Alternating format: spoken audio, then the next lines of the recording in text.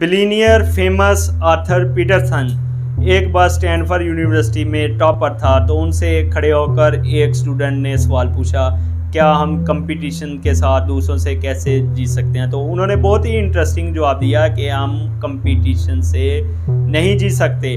आप किस किस को compete करोगे, किस किस के साथ कंपटीशन करोगे, तो आप खुद को जानिए, आप खुद यानी कहें लिहाजा आपको खुद को जानना चाहिए, क्या आज का दिन हमारा कल से बेहतर था। एक फैमिली मेम्बर के रूप में, एक सोसाइटी मेम्बर के रूप में, एक मैनेजर के रूप में, एक ओनर के रूप में, तो आप जब आप खुद को जानेंगे तो आप खुद ब खुद नेचुरली तौर पर अपने आप में बेहतरियाँ महसूस करेंगे।